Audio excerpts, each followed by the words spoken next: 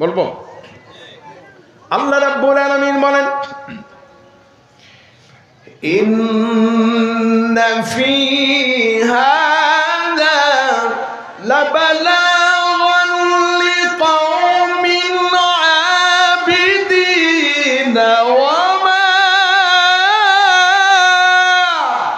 আরসালনাকা ইল্লা রাহমাতাল লিল আলামিন। আল্লাহ পাক বলছেন এখানে আমার আবেদ বান্দাদের জন্য রয়েছে মহান বড় শিক্ষা, মস্ত বড় শিক্ষা। আর সেই শিক্ষাটা কি?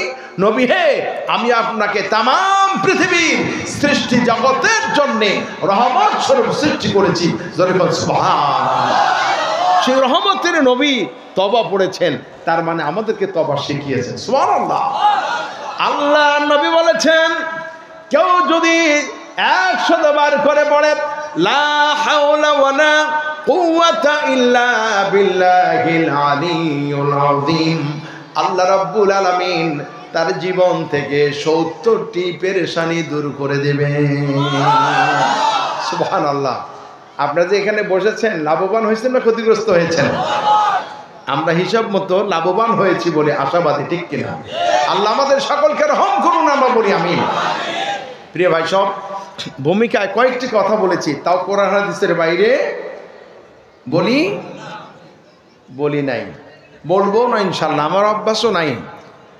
তো আওলাদের রাসূল তিনি কথা বলবেন আপনাদের সামনে, কখন আসবেন আমি তাও জানি না, আমাকে টাইমটা বলে দিলে ভালো হতো। আমি তাহলে সারসংক্ষেপ আমার গুরুত্বপূর্ণ যতটুকুন কথা বলার দরকার আমি বলতাম, ভালো হতো।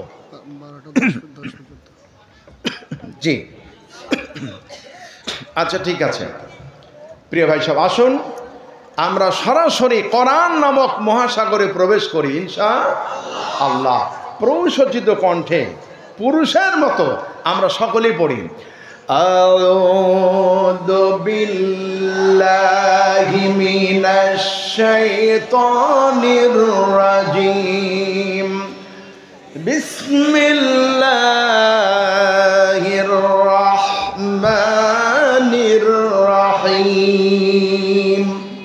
বিতাড়িত মরদুদ শয়তানের ওয়াসওয়াসা থেকে আল্লাহ রাব্বুল আলামিনের দরবারে আশ্রয় চাই। পরম করুণাময় অসীম দয়ালু আল্লাহ রাব্বুল আলামিনের নামে শুরু করা যাচ্ছে। ওয়াইলুল লিকুল্লি হুমাযাতিন লুমাযা, একটু কন্ট্রোল করেন। ওয়াইলুল লিকুল্লি হুমাযাতিন লুমাযা আল্লাযী জামা'a মালান ওয়া আদ্দাদা ইয়াহসাবু আন্না মালাহু আখলাদা কাল্লা লায়ুনবাযান্না ফিল হুতামাতি ওয়া মা আদরাকা মাল হুতামা নারুল্লাহিল মুকাদাতুল্লাতী তাত্তালি'ু আলাল আফইদা ইন্নাহা আলাইহিম মুসাদাতুন ফি আমাদিম মুমাদ্দাদা। সাদাকাল্লাহুল আযীম। পবিত্র কোরআনুল কারীম, কোরআনে হাকীমের 30 পারার অন্যতম একটি সূরা, সূরা হুমাযা। নাম কি? সূরা হুমাযা। ছোট্ট একটি সূরা, সম্পূর্ণটাই তেলাওয়াত করেছি। তেলাওয়াতকৃত সূরার সরল তর্জমা, ওয়াইলুল লিকুল্লি হুমাযাতিল লুমাযা, দুর্ভোগ, দুঃসংবাদ, জাহান্নাম তাদের জন্যে যারা প্রকাশ্যে এবং গোপনে নিন্দা করে। আল্লাযী জামা'a মালান ওয়া আদ্দাদা, যে অর্থ জমা করে, সম্পদ জমা করে এবং তা বারবার গুনতে থাকে, গণনা করে। ইয়াহসাবু আন্না মালাহু আখলাদা, এই জন্য যে সে মনে করে তার এই ধন সম্পদ তাকে চির অমর করে রাখবে। কাল্লা, কখনো নয়। লা ইউমবাযান্না ফিল হুতামা, সে তো চূর্ণ বিচূর্ণকারী স্থানে নিক্ষিপ্ত হবে। ওমা আদরাকা মাল হুতামা, হে নবী আপনি কি জানেন সেই চূর্ণ বিচূর্ণকারী জায়গাটা কি? নারুল্লাহিল মুকাদা, সেটা হচ্ছে আল্লাহর প্রজ্বলিত আগুন। বলেন আল্লাহু আকবার। কোরআনুল কারীমে আর দ্বিতীয় কোথায়ও আল্লাহর আগুন বলা হয়নি। এই সূরার মধ্যে দুইটি অপরাধ যে ব্যক্তি করবে আল্লাহ নির্দিষ্ট করে খাস করে বলেছেন আল্লাহর আগুন, এই আগুন তাকে গ্রাস করবে। নারুল্লাহিল মুকাদা আল্লাতী তাত্তালিউ আলাল আফইদা, আর তার হৃদয় পর্যন্ত ভিতরে বাইরে সম্পূর্ণটাকে স্পর্শ করবে, জ্বালায় দিবে। আল্লাহু আকবার।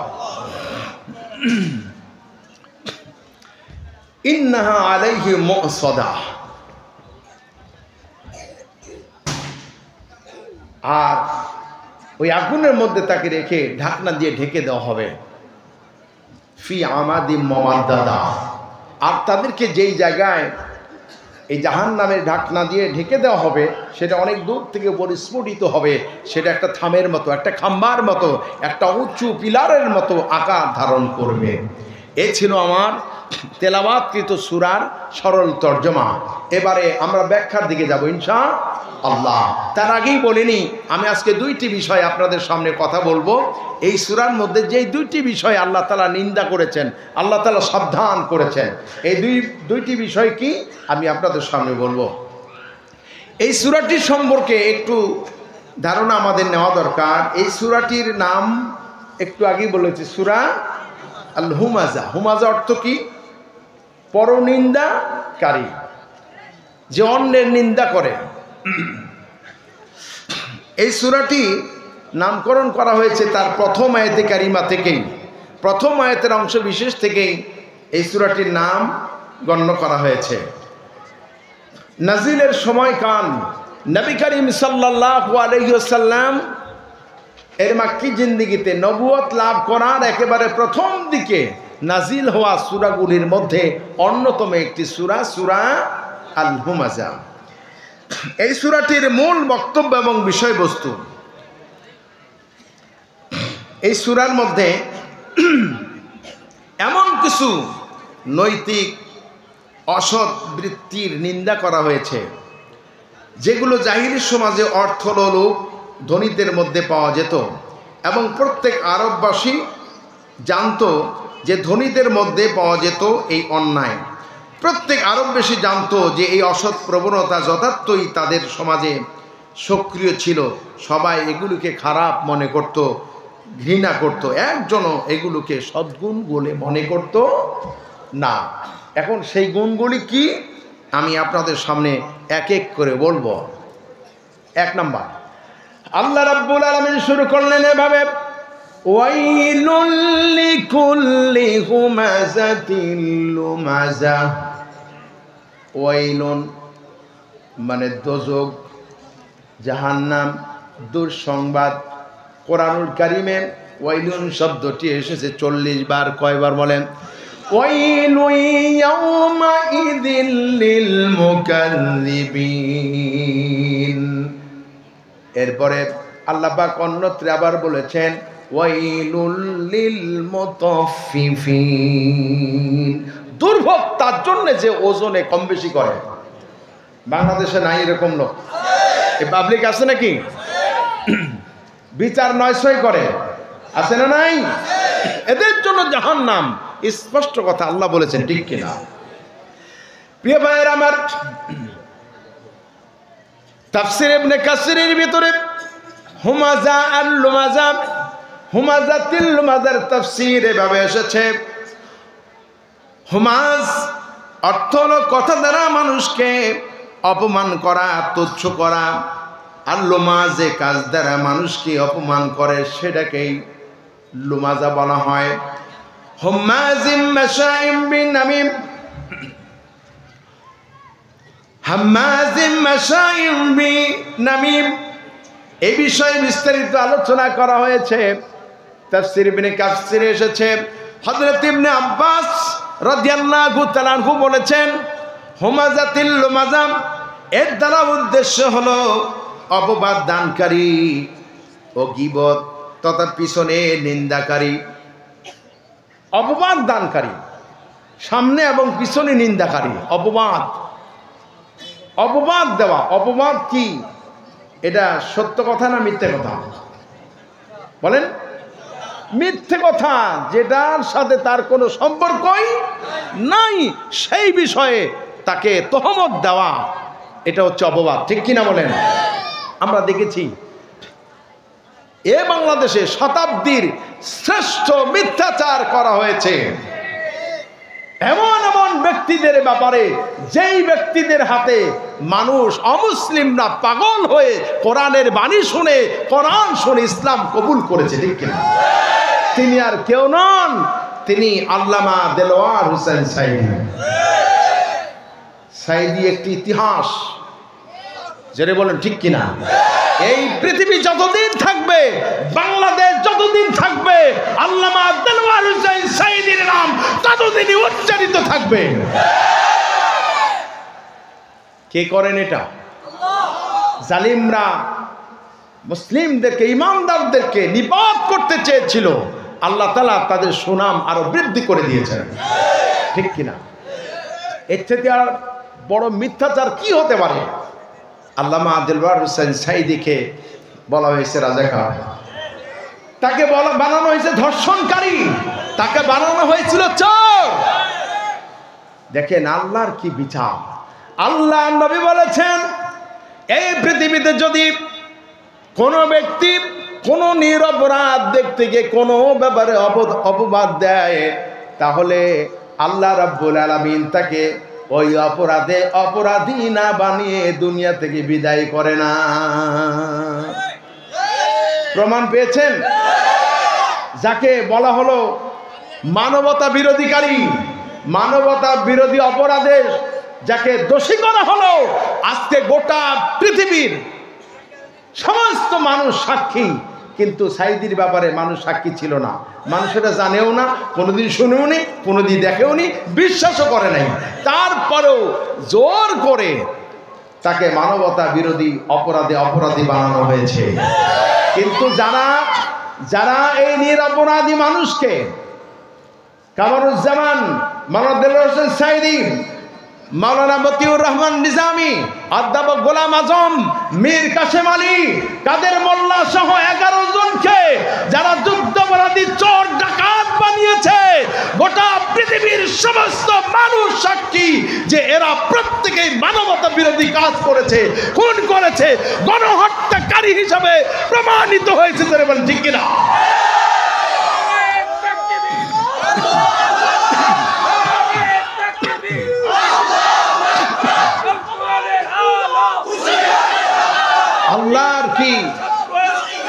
আল্লাহর কি ক্ষমতা!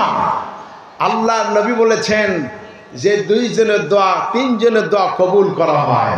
মাজলুম যখন দোয়া করে তার দোয়া কখনো ফিরিয়ে দেওয়া হয় না। জাহান্নামের ভয়তে যে ব্যক্তি কান্দে তাকেও ফিরিয়ে দেওয়া হয় না। সুবহানাল্লাহ। মুসাফিরের দোয়াও ফিরিয়ে দেওয়া হয় না। সারা জীবন কোরআন তেলাওয়াত করেছি, কিন্তু কোরআনের বাস্তবতা নিজের চোখে দেখব, এটা কোনোদিন কল্পনাও করতে পারিনি। প্রমাণ কি বলবো আমি?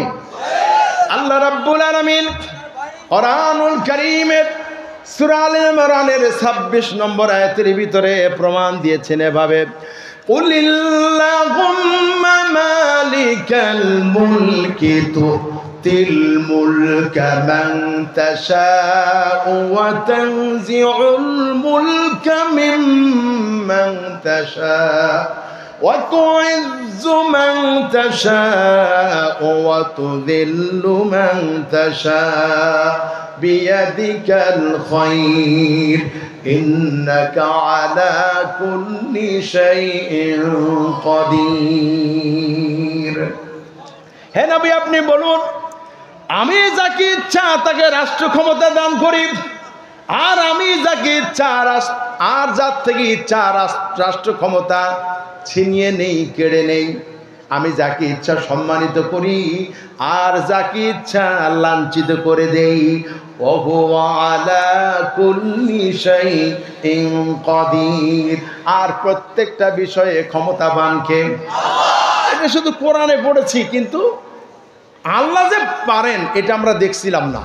কিন্তু আল্লাহর অশেষ রহমতে আমরা দেখেছি অস্ত্র সজ্জে সজ্জিত এক শ্রেণীর গুন্ডা, এক শ্রেণীর লুটেরা, সন্ত্রাসী, খুনিরা অস্ত্র হাতে নিয়ে নিরস্ত্র নিরীহ তরুণ ছাত্র সমাজের কাছে শোচনীয় পরাজয় বরণ করেছে। এখানে আল্লাহ সাহায্য ছাড়া হতো? 4 তারিখও কল্পনা করেছিলেন? কল্পনা করেননি। এখন বুঝেন যে ইমানদারের দোয়া কিভাবে কবুল হয়। আল্লামা সাইদি তার বড় সন্তান যখন সাইদি সাহেবকে মানবতা বিরোধী অপরাধে তাকে অপরাধী, ধর্ষণকারী, খুনি, রাজাকার নানান তহমত দিয়ে হাজির করলো, বড় সন্তান নিজে চোখে বাপের উপরে এই অপবাদ সহ্য করতে না করে হার্ট অ্যাটাক করলো, হাসপাতালে ইন্তেকাল করেছে। আল্লামা সাইদি প্যারোলে মুক্তি পেয়ে জানাজায় এসেছেন। আমি নিজে ছিলাম, গোটা দুনিয়া দেখেছে, তার বক্তব্য এখনো রেকর্ড হয়ে আছে, ঠিক কিনা? তিনি বলেছিলেন আসমানের দিকে তাকিয়ে, ও আল্লাহ, তোমার জাতের কসম, তোমার ইজ্জতের কসম, তোমার সম্মানের কসম, 1971 সালে আমি সাইদের গায়ে 71-এর মানবতা বিরোধী যুদ্ধ অপরাধের কোনো বালি বা কাদা আমার গায়ে লাগে নাই, লাগে নাই, লাগে না। ইসলাম বিদ্বেষীরা তিনি বলেছেন আমার শুধু কাজ ছিল কোরআনের প্রচার করা। আমি কোরআনের প্রচার করেছি। নাস্তিক্যবাদীরা সহ্য করতে পারে নাই। নাস্তিক্যবাদীরা সহ্য করতে পারে না বলেই আমাকে বানানো হয়েছে চোর, আমাকে বানানো হয়েছে ডাকাত, আমাকে বানানো হয়েছে ধর্ষণকারী। তিনি আল্লাহর কাছে বিচার দিয়েছিলেন, আল্লাহ আমি শহীদ হতে চাই, তবে চোর এবং ডাকাত এই অপবাদ দিয়ে মরতে চাই না, আমি দিনের জন্য শহীদ হতে চাই। আল্লাহ পাক ওই বাতিলদের, নাস্তিকদের কারাগার থেকে বের করে হাসপাতালে এনে শাহাদাতের মৃত্যু দিয়েছেন, ঠিক কিনা? প্রিয় ভাই সব, আল্লাহ রাব্বুল আলামিন এই সব কিছু অবলোকন করেন, ঠিক কিনা? আল্লাহ রাব্বুল আলামিন নিষেধ করেছেন, খবরদার তোমরা নিন্দা করো না, অপরকে নিন্দা করো না, অপবাদ দিও না। কোরআনুল কারীম আল্লাহ রাব্বুল আলামিন নির্দেশ দিয়েছেন এভাবে, ইয়া আইয়ুহাল্লাযীনা আমানু ইজতানিবু কাসীরাম মিনাদ-দান্নি ইন্না বা'দাদ-দান্নি ইসমুন ওয়া লা তাজাসসাসু ওয়া লা ইয়াগতাব বা'দুকুম বা'দা আইয়ুহিব্বু আহাদুকুম আন ইয়াকুলা লাহমা আখিহি মাইতান ফাকারিহতুমুহু ওয়াত্তাকুল্লাহ ইন্নাল্লাহা খাবীরুম বিমা তা'মালুন। আল্লাহু আকবার। আল্লাহ রাব্বুল আলামিন বলেন, হে বিশ্বাসীগণ, হে ঈমানদারগণ, তোমরা কেউ অনুমান এবং ধারণা করো না। অনুমান এবং ধারণা থেকে তোমরা বিরত থাকো, এবং তোমরা কেউ একে অপরের দোষ খোঁজো না, এবং তোমরা কেউ অন্যের গীবত করো না। আইয়াকুলা লাহমা আখিহি মাইতান, তোমরা কি তোমাদের মৃত ভাইয়ের গোশত খাওয়া পছন্দ করো নাকি? ফাকারিহতুমু, আল্লাহ পাক বলেন না, তোমরা কেউ পছন্দ করো না। ফাকারিহতুমু ওয়াত্তাকুল্লাহ,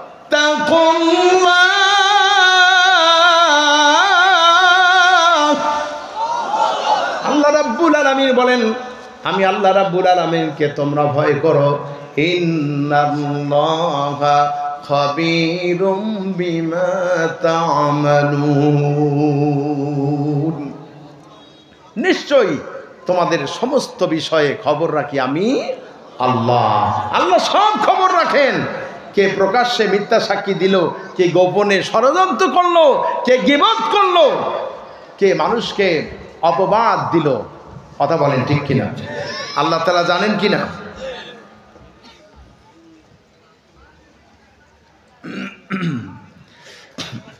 প্রিয় ভাইরা আমার, আল্লাহ রাব্বুল আলামিন আমাদেরকে সাবধান করেছেন, খবরদার তোমরা গীবত করো না। হ্যাঁ, গীবত করা কি সুন্নত না নফল? জোরে বলেন, সবাই বলেন। আচ্ছা, গীবত সত্যি কথা না মিথ্যে কথা? জি, মিথ্যে কথা। আচ্ছা, কে কে বলেছেন মিথ্যা কথা? একটু হাত তোলেন তো।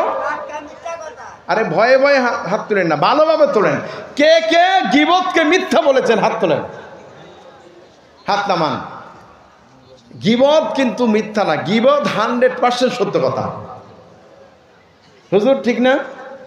কিভাবে সত্য? গীবত কোনটা? যে বিষয়ে একজন বলেছেন সেই কথাটা সত্য, কিন্তু ওই কথাটি আরেক জায়গায় বললে যিনি বলেছেন তার মনে কষ্ট লাগবে। এই সত্য কথাটাই আপনি আরেক জায়গায় বলেছেন। যেমন আপনার বাবা 2 ভাই 2 বোন, বাপের 2 ছেলে 2 মেয়ে, 2 ভাইকে জমি জমা ভাগ করে দিয়েছেন, মেয়েদেরটা রেখেছেন, এখনো দেন নাই। কিন্তু মেয়ে এবার চাচাকে বলতেছে, মেয়ের চাচাকে বলছে, অথবা কোনো ব্যক্তিকে বলছে, দেখেন আমার আব্বা, আমরা 4 ভাই বোন 2 ভাইকে ভাগ করে দিল, কিন্তু আমাকে, আমার বোনকে এখনো দেয়নি। কথাটা কিন্তু সত্যি, কি ঠিক না? সত্য কথায় চাচাকে বলেছেন, চাচা গিয়ে বলতেছে, আপনার মেয়ে তো এই কথা বলেছেন, উনি তো আপনার জমির ভাগ চায়। তাহলে এটা তো সত্যি কথা ছিল, এটা সমাধানের জন্য নয়। যদি রাগ করে বাপের মনে কষ্ট দেওয়ার জন্য বলেন, কথাটা যদিও সত্যি, তাহলে কষ্ট দেওয়ার জন্য কোনো কথা পিছনে বলা, এটা হচ্ছে কি বল, ঠিক কিনা? সত্য কথাটাই বলেছেন, আর যেটা সত্য নয় মিথ্যে বলা, এটা হচ্ছে অপবাদ, ঠিক কিনা? প্রিয় হাজরিন, এই গীবত করা এটা সম্পূর্ণরূপে হারাম। মানুষকে প্রকাশ্যে নিন্দা করা, গোপনে নিন্দা করা এক শ্রেণীর মানুষের অভ্যাস আছে। কি আছে না? ইয়ার কি করে, ঠাট্টা করে অনেক কথা বলে, যে জনসমক্ষে তাকে অপমানিত করা হয়। এটা আল্লাহ তাআলা নিষেধ করেছেন। সুবহানাল্লাহি বিহামদি। আল্লাহ পাক এই মানব গোষ্ঠীকে সৃষ্টি করেছেন, তিনি চান সকলে সুখে থাকুক, শান্তিতে থাকুক এবং আনন্দের সাথে থাকুক। হানাহানি, কাটাকাটি, মারামারি এটা আল্লাহ চান না, ঠিক কিনা? এই জন্য আল্লাহ রাব্বুল আলামিন নিষেধ করেছেন। প্রিয় হাজিরিন, এবার আমি আপনাদের সামনে এই নিন্দার বিষয়ে, কি কারণে মানুষ, কোন কোন কারণে মানুষ জাহান্নামে যাবে, কোন কারণে মানুষ জান্নাতে যাবে, হাদিস বলবো। কষ্ট হবে নাকি আপনাদের? عن أبي هريرة رضي الله تعالى عنه قال قال رسول الله صلى الله عليه وسلم أتدرون ما أكثر ما يدخل الناس الجنة আল্লাহর নবী বিশ্ব নবী মুহাম্মদ রাসূলুল্লাহ সাল্লাল্লাহু আলাইহি সাল্লামের হাদিস বর্ণনা করেছেন হযরত আবু হুরায়রা রাদিয়াল্লাহু তাআলা আনহু। তিনি বলেন, আল্লাহ নবী বলেছেন, আমি কি তোমাদেরকে বলবো না, তোমরা কি জানো মানুষকে কোন জিনিস সবচেয়ে বেশি জান্নাতে প্রবেশ করাবে? আল্লাহ পাকের হাবিব প্রশ্ন করছেন সাহাবীদেরকে, তোমরা কি জানো কোন 2টি জিনিস মানুষকে সবচেয়ে বেশি জান্নাত দিবে? আমি বলবো, আল্লাহ নবী বলেছেন, তাকওয়াল্লাহি ওয়া হুসনুল খুলক। 1 নাম্বার হচ্ছে আল্লাহর ভয়। আল্লাহু আকবার। আল্লাহর ভয় যারা করে, আল্লাহর কাছে ওই ব্যক্তি সবচেয়ে প্রিয়। আল্লাহ রাব্বুল আলামিন বলেন, ইন্না আকরামাকুম ইনদাল্লাহি আতকাকুম। আমার বান্দাদের মধ্যে সবচেয়ে প্রিয় ওই ব্যক্তি আমার কাছে যে সবচেয়ে বেশি আমাকে ভয় করে। আল্লাহকে যে ব্যক্তি ভয় করেন, তার সমাজনীতি, তার অর্থনীতি, তার রাজনীতি, তার সমস্ত হাট বাজার, ব্যবসা বাণিজ্য, বেচা কিনা সব কিছু সুন্দর হবে, হালাল হবে, ঠিক কিনা? আল্লাহর ভয় যদি থাকে, ওই লোকটি পিতামাতার সাথে সদাচরণ করবেন, ভালো ব্যবহার করবেন, কোনো সন্দেহ নাই। তাহলে আল্লাহর ভয় প্রত্যেকের অন্তরে থাকতে হবে, ঠিক কিনা? ব্যবসা করতে গেলে ভয় করব কাকে? রাজনীতি করতে গেলে ভয় করতে হবে কাকে? আমরা কিন্তু এখান থেকে দূরে আছি। অনেকে বলে ধর্মের নামে রাজনীতি, মৌলবাদরা করে, এ কথা বলে কিনা? যারা বলে তারা হতভাগা, তারা কোরআন জানেন, হাদিস জানে না। যেই কাজে ধর্ম নাই ওটা কোনো কাজই না, ওটা হলো শয়তানি কাজ। ওটা কোনো মানুষের কাজ নয়, ওটা কোনো মুসলমানের কাজ হতে পারে না, ওটা হলো শয়তানের কাজ। সুতরাং আমার দেশে প্রচলিত যে রাজনীতি, জাতীয়তাবাদ, সমাজতন্ত্র, ধর্ম নিরপেক্ষতা মতবাদের রাজনীতির নামে আসলে এরা পেটনীতি করে। কারণ এরা কেউ চাকরি করে না, এরা কেউ ব্যবসা বাণিজ্য করে না, কাজকর্ম করে না, কি করে? রাজনীতি করে, খালি লুটেরা লুট করার জন্য, ঠিক কিনা? আমরা দেখেছি বর্তমান সময়ে যারা আল্লাহর আইন ও সৎ লোকের শাসন চান, এরা ছাড়া ভবিষ্যতে যদি সূক্ষ্ম রাজনীতি এদেশে প্রতিষ্ঠিত হয়, তারা রাজনীতি ছেড়ে দিতে বাধ্য হবে, ঠিক কিনা? প্রিয় ভাইয়ের আমার, এইভাবে যাদের উপরে জুলুম করা হলো তারা ভয় করেছিল কাকে? আল্লাহকে ভয় করেছিলেন আর ধৈর্য ধারণ করেছেন। আল্লাহ তাদেরকে পুরস্কৃত করেছেন, সর্বোচ্চ পুরস্কার দিয়েছেন। আল্লাহ পাক তাদেরকে শাহাদাতের মৃত্যু দিয়েছেন, ঠিক কিনা? এরপরে যারা ওই কাফেলায় আছেন তাদেরকে আল্লাহ কি করবেন? কোরআন বলছে, বলবো আমি, فَإِنَّ مَعَ الْعُسْرِ يُسْرًا إِنَّ مَعَ الْعُسْرِ يُسْرًا। আল্লাহ পাক বলেছেন নিশ্চয়ই কষ্টের সাথে আছে সুখ, অবশ্যই কষ্টের সাথে আছে আনন্দ। জোরে বল সুবহানাল্লাহ। আমি অনেক জায়গায় বলেছি, আজকেও বলি, আল্লাহ পাক ওয়াদা দিয়েছেন নিশ্চয়ই কষ্টের সাথে আসে সুখ। যারা কষ্ট করেছে তাদেরকে আল্লাহ সুখ দিবেন, ঠিক কিনা? এই কোরআন শরীফে আছে না নাই? ওলামায়ে কেরাম বলেন আছে না নাই? সুতরাং এই বিগত 17 বছর কষ্ট করেছে কারা? কারা কষ্ট করেছে?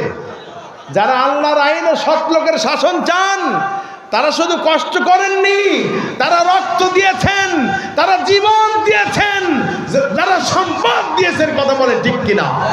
ইনশাআল্লাহ আগামীতে এদেশের নেতৃত্ব ওই সমস্ত আলেমদের হাতে আল্লাহ দিয়ে দেবেন ইনশাআল্লাহ। 17 বছর 16 বছর নির্যাতিত হওয়ার পরে 5 আগস্টের পরে সবচাইতে প্রতিশোধ নেওয়ার কথা ছিল এদেরই, কিন্তু তারা কি করেছে? কারো বাড়ি লুট করেনি, কারো বাড়িতে আগুন দেয়নি, কাউকে মারেনি, কাউকে ধরেনি। তারা সবর অবলম্বন করেছেন।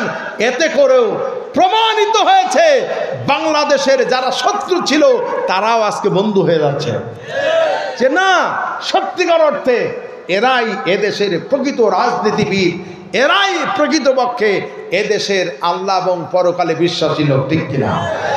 সুতরাং যারা 17 বছরের জুলুমের শিকার হয়েছেন, এই 17 বছরে যারা নির্যাতিত হয়েছেন, এই নির্যাতিত মানুষের পাশে থেকে আল্লাহর জমিনে আল্লাহর দ্বীন কায়েম করতে হবে। এবং এই আন্দোলনে শামিল হবেন কে কে, রাজি আছেন কে কে? কোনো মুনাফিক হাত তুলবেন না। আল্লাহকে যারা ভয় করেন তারাই হাত তুলে আল্লাহকে দেখাই দিবেন।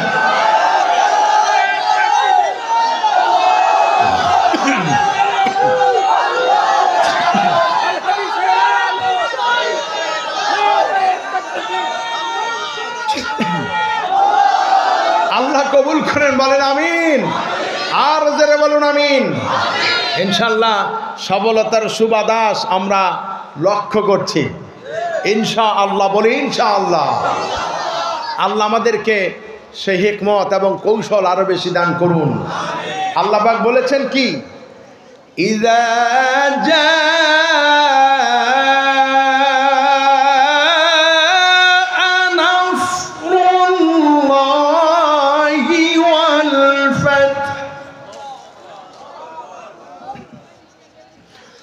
وَرَأَيْتَ النَّاسَ يَدْخُلُونَ فِي دِينِ اللَّهِ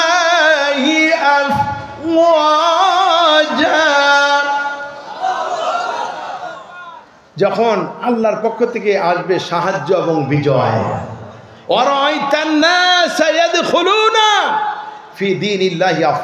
আপনি দেখবেন দলে দলে তাদেরকে আল্লাহর রাস্তায় প্রবেশ করছে। সুবহানাল্লাহ, দলে দলে আসতেছে তো ইনশাআল্লাহ, আলহামদুলিল্লাহ।